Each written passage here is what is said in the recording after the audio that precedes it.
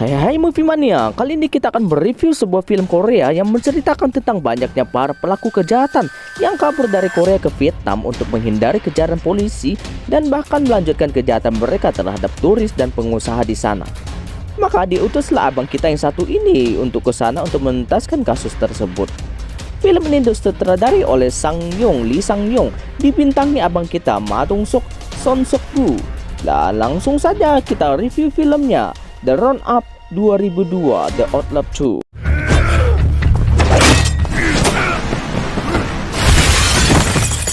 Terlihat ada pertemuan seorang anak pengusaha kaya asal Korea yang bernama Ah Choi. Ingin membangun resortnya di Vietnam dengan seseorang yang mengaku sebagai tukang rental mobil yang bisa membantunya.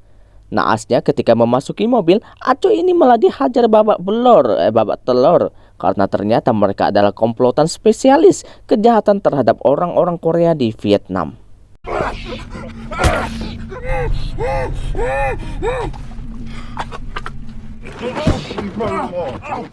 Scene pun berpindah di mana terlihat keributan di sebuah minimarket. Ternyata ada seorang pria mabuk yang membuat keonaran dengan menyandra pelayan di situ.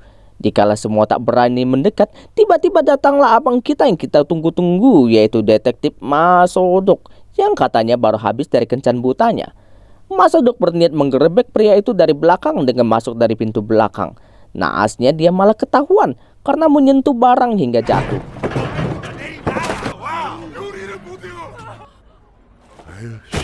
Lantas Ma So-dok tanpa basa-basi langsung menjatuhkan serta meng-KO pria tersebut dengan tinju Mike Tyson-nya.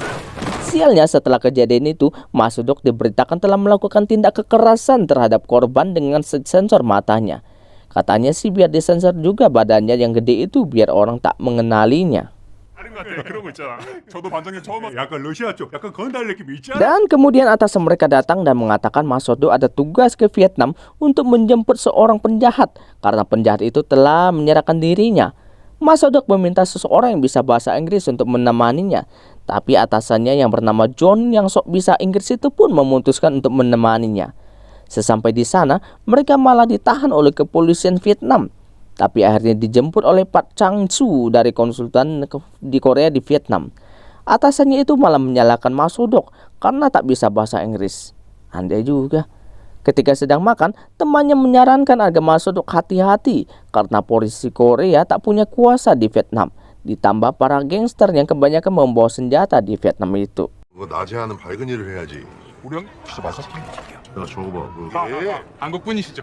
Di sana, Ma So-dok baru mengetahui bahwa belakangan ini banyak turis Korea yang hilang di Vietnam.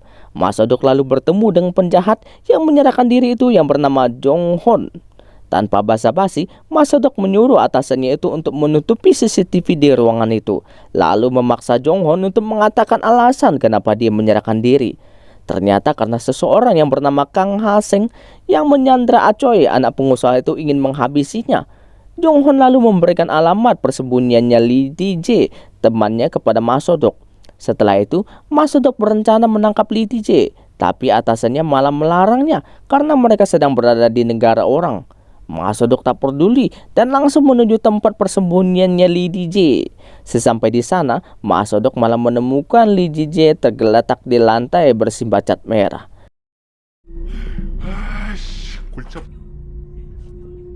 Ma So-dok pun kembali kepada Jong Hon dan mengatakan Lee TJ telah matos. Mendengar itu, Jong Hon pun menceritakan yang sebenarnya kepada Ma So-dok, di mana dia bersama Lee TJ yang diketuai Kang Ha Seng telah menculik dan menyandra Ah Choi, anak seorang pengusaha kaya. Di tengah perselisihan pembagian hasil yang tidak adil, Lee TJ dan teman-temannya pun protes kepada Kang Ha Seng. Dikala mereka bertengkar, Ah Choi malah melarikan diri dari mobil, tapi bisa ditangkap sama mereka. Ah Choi mengatakan di berangkas hotelnya ada $200.000 dan akan memberikan mereka masing-masing $100.000 jika melepaskannya. Tapi Kang Ha Seng dari belakang langsung menghabisi Ah Choi. Salah seorang dari mereka pun memarahi Kang Ha Seng karena telah menghabisi Ah Choi sebelum mendapatkan uangnya itu pun dihabisi, menyisakan Lee TJ dan Jong Hon. Setelah menguburkannya, Kang Ha Seng memfoto paspor Ah Choi dan mengirim kepada bokapnya agar mentransfer $500.000 jika ingin anaknya selamat. Bokapnya pun mentransfer, tapi Ah Choi telah matos. Sejak saat itu, Lee TJ dan Jong Hon pun kabur. Jong Hon merasa terancam, makanya dia menyerahkan diri ke polisi. Park mengusulkan agar menyerahkan kasus ini kepada polisi Vietnam. Tapi polisi tak menanggapi mereka karena perlu waktu lama sampai surat perintahnya keluar.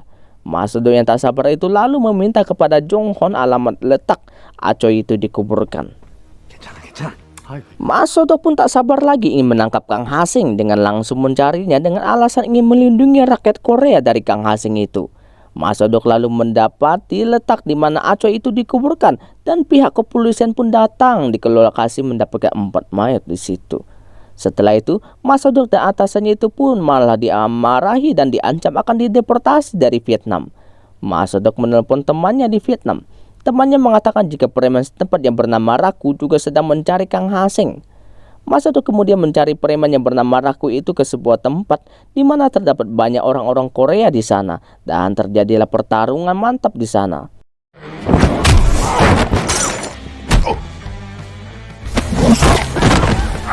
Di situ, Raku mengakui jika dia dibayar untuk melacak keberadaan Kang Ha-seng dari preman Korea. Ternyata bokapnya Acoy juga sedang menyewa pembunuh bayaran untuk mencari Kang Ha-seng yang telah menghabisi putranya itu. Ketika Kang Ha-seng kembali ke tempatnya, ternyata di dalam rumahnya sudah menunggu banyak pembunuh bayaran yang telah mengambil duitnya dikala Kang Ha-seng tak ada di rumah. Terjadilah pertarungan di sana antara dua melawan banyak orang, berakhir dengan kemenangan Kang Ha-seng.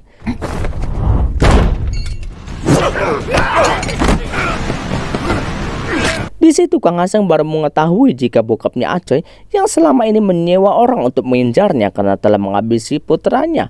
Kang Ha-seng langsung menelpon kepada bokapnya Acoy dan menyuruh agar mengembalikan duitnya itu. Jika tidak, maka Kang Ha-seng akan mendatanginya ke Korea. Ma Sodok juga mendatangi tempatnya Kang Ha-seng dan mendapati banyak korban luka tergeletak di lantai karena ulah Kang Ha-seng. Tiba-tiba Kang Ha-seng menyerang dari John dan terjadi pertarungan 2 melawan 1 antara Ma Sodok melawan Kang Ha-seng dan anak buahnya. Anak buahnya babak belur setelah dihajar oleh Kang Ha-seng. Tapi sedangkan Kang Ha-seng berhasil melarikan diri. Setelah kejadian itu, Ma Sodok malah disuruh berbuat keributan di orang lain. Ma Sodok langsung menutup telepon. Emang mantap abang kita ini. Naasnya, Mr. Park datang dan mengatakan jika pihak Vietnam akan mendeportasi Ma Sodok dan Bang John. Ma Sodok lalu mendapatkan info dari anak buahnya Kang Ha-seng jika Kang Ha-seng akan pulang ke Korea untuk mencari bokapnya Acoy.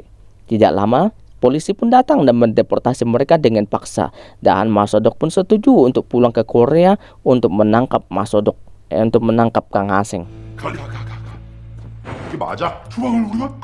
Sesampai di Korea, Ma Sodok langsung bertemu dengan seseorang yang bertugas di pelabuhan yang bernama Jang Isu dan bertanya kepadanya kapan ada kapal dari Cina yang berlabuh di Korea. Isu berkukuh tak mengatakannya. Naasnya kedua telurnya hampir pecah oleh Ma Sodok.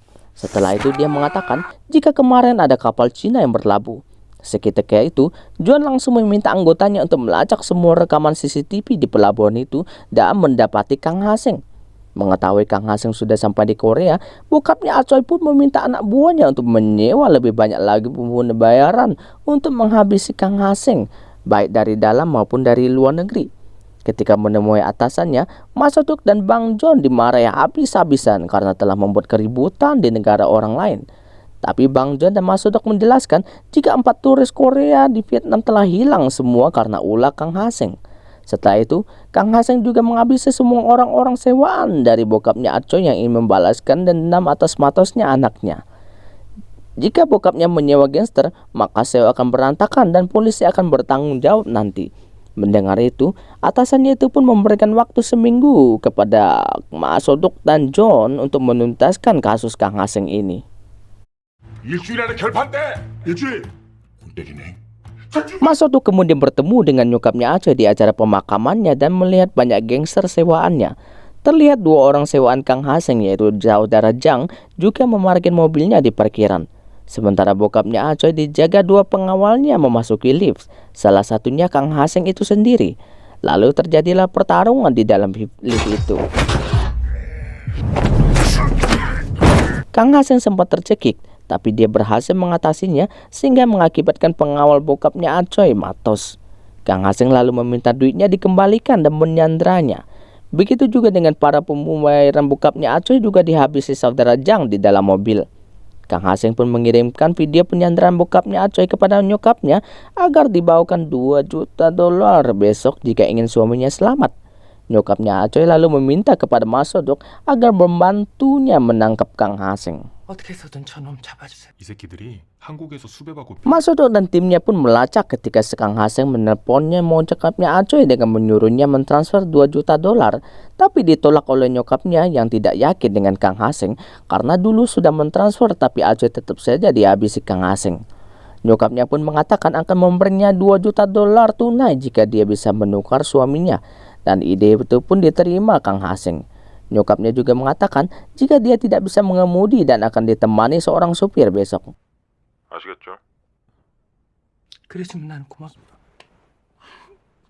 Terlihat isu yang sedang menawari 2 orang gadis asing untuk menikah dengan orang Korea dan meminta uang muka dulu. Gadis itu lantas bertanya apakah cowok yang akan dinikahinya tampan. Isu itu mengatakan sebentar lagi dia akan datang dan tiba-tiba masuklah Mas Sodok dan menyuruh kedua gadis itu pulang karena ini semua adalah penipuan dari isu. Mas Sodok pun langsung meminta isu itu mengikutinya untuk menjadi supir bokapnya Acoy, menyokapnya Acoy. Kang Haseng lalu memberikan arahan kepada saudara Jang itu untuk menuju jalur yang disepakati dan mengambil duit 2 juta dolar itu dari nyokapnya Acoy besok. 너는 우리 새끼 혼자 확 다쳐. Besoknya Mas Sodok dan timnya pun sudah menyiapkan semua untuk melacak Kang Haseng yang datang untuk mengambil duit. Sementara Isu mengeluarkan sebuah koper yang berisi duit dan membawa nyokapnya Acoy ke tempat yang dituju. Sementara mereka diikuti saudara Jang dari belakang. Timnya Mas Sodok pun menemukan saudara Jang yang mengikuti mobil nyokapnya Acoy. Kang Haseng pun menelpon nyokapnya Acoy dan memintanya berputar balik. Sementara tempat persembunyian Kang Haseng itu juga telah dilacak oleh polisi dan berhasil menemukan bokapnya Acoy sekarat di sana.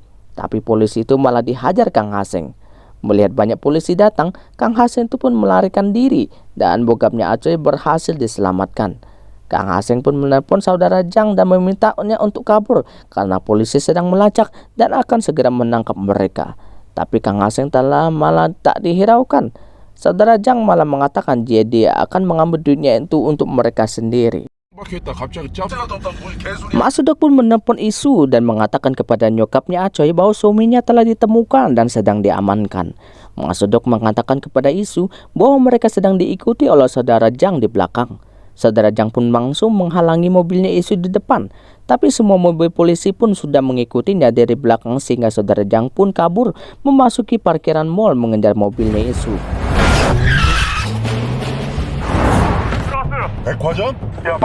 Di dalam parkiran, saudara Jang pun berusaha mengambil koper berisi duit itu. Tapi Isu malah menyuruh nyokapnya Acoy itu keluar dan dia sendiri yang kabur membawa koper itu.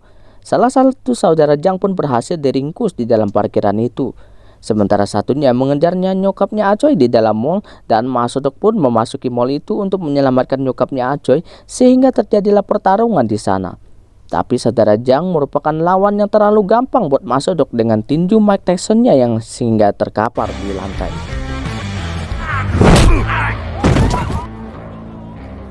Sementara Isu dengan bangganya berhasil membawa kabur koper yang berisi duit itu. Tapi tiba-tiba dia ditabrak oleh Kang Haseng dari belakang. Isu pun keluar dari mobil serta membawa koper itu dan menaiki taksi hingga tak terkejar oleh Kang Haseng. Di dalam taksi itu yang melihat duit itu yang begitu banyak pun terlihat senang sekali Kang Haseng. Kemudian Kang Haseng melihat berita bahwa polisi juga sedang memburu Isu yang melarikan koper yang berisi duit itu dan diyakini Isu akan kabur ke Cina melalui pelabuhan. Ternyata benar, Isu pun langsung menghubungi Mata Satu untuk memesan kapal yang ke Cina dengan bayaran beberapa kali lipat. Naasnya semua rencana dia telah diketahui oleh Kang Haseng yang segera mendatanginya di sana.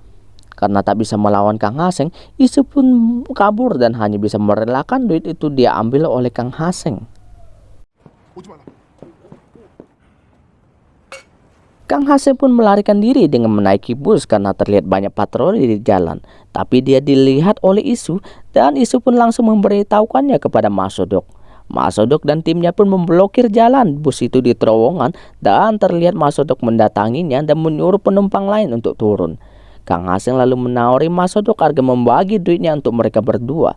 Tapi Masudok malah menawarinya lagi untuk membunyikan bel jika ingin menyerah. Karena sudah tak bisa lari lagi, Kang Haseng hanya bisa menghadapi pemilik tinju Mike Tyson ini, dan terjadilah pertarungan dalam bus itu. Masudok sempat mendapatkan goresan di tangannya, tapi tinju Mike Tyson-nya memang sangat kuat buat Kang Haseng. Begitu juga dengan tendangannya. Setelah hampir KO, Masudok menyuruh Kang Haseng bangun karena pertarungan baru saja dimulai. Masudok pun melepaskan tendangan mangutnya hingga membuat Kang Haseng terlempar keluar bus. Kang Haseng yang tak mau menyerah itu pun langsung di smackdown di atas mobil dan sebagai penutup mendapatkan pukulan maut dari Masudok hingga tak berdaya. Setelah pertarungan selesai, Masudok baru menyadari telah terjadi kemacetan parah dan meminta maaf kepada orang-orang sekitar itu. Kejadian itu pun masuk berita di mana Kang Haseng yang merupakan otak pelaku kriminal terhadap orang Korea di Vietnam telah ditangkap. Sementara bokapnya Aco juga diadili karena telah menyewa pembayaran untuk menghabisi Kang Haseng karena telah menghabisi putranya, dan film pun berakhir, bosku.